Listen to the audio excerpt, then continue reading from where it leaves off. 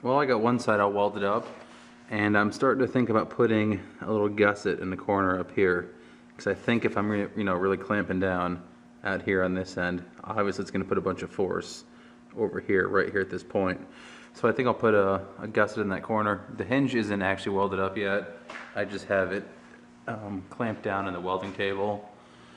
But got one side welded up, and I'll take you along for the other side.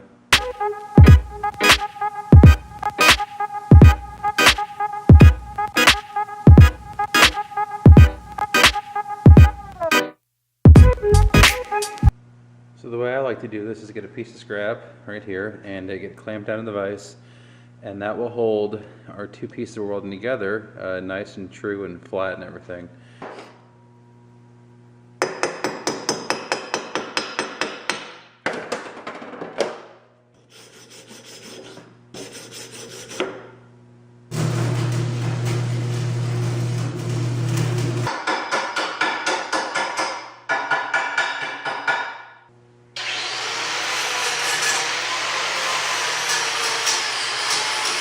Got the bandsaw going, cutting those gussets out, and while that's cutting, I'm going to take my tooth here and, or the finger, the little hook part on the end of the claw, and cap these things. Just a little piece of a 1-inch flat stock that I cut to length. And just like that, it's all nice and boxed in. To me, this kind of thing just makes a much nicer final product.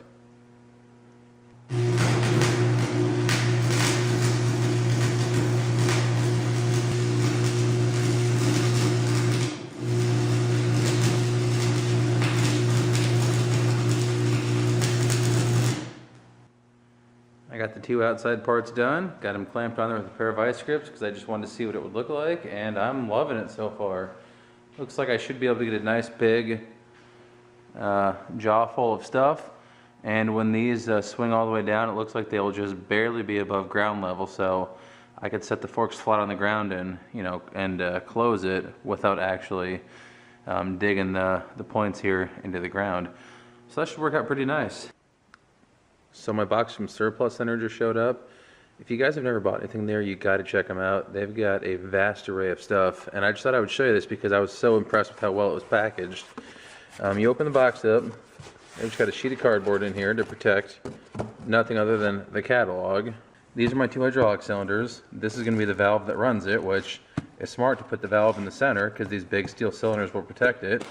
And then over here, under all this packing, we've got some literature I ordered and a plastic pick. And it's not just in a little flimsy Ziploc. No, this is a nice, heavy, thick plastic bag. They did a good job packing it, and I guess what I'm getting at is if they do this good of a job packing it, then to me, that really says something about the company, that they take pride in their work and their products they sell.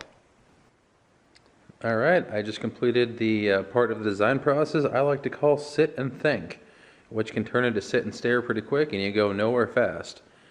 So this right here is the last of the square tubing we have that we built the rest of the frame out of, and we're going to make one more tooth coming up in the middle here. I was going to do 2 and make the whole thing out of angle iron, but I really think 3 will be enough, and at that point I almost have enough square tubing to just finish the whole thing in square, but not quite. And it's 9 o'clock on a Saturday night, so nothing's open obviously, so we're going to use this angle iron.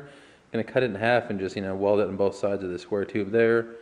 This is at least 1/8 inch if not 3/16 plate. We're going to weld those in there for a nice smashing effect as the grapple closes. It's a 2-inch angle iron, so that's going to work out perfect, being the exact height as everything else. Is going to fit in there very nicely, so overall I'm happy with how it turned out. I think we'll have to cut these off. These used to be on a trailer I used to have, so repurposing steel, gotta love free stuff.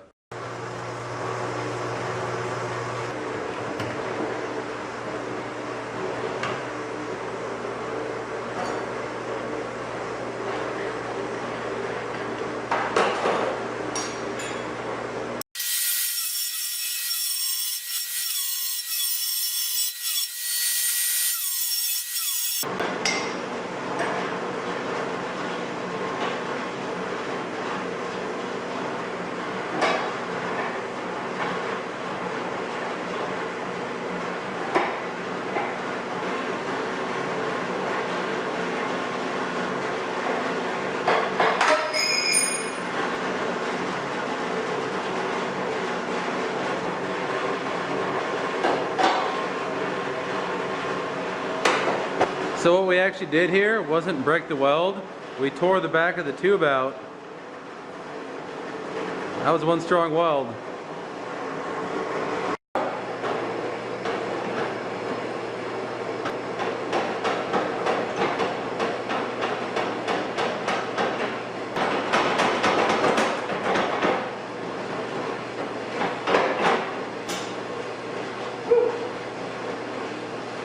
Same thing on this one.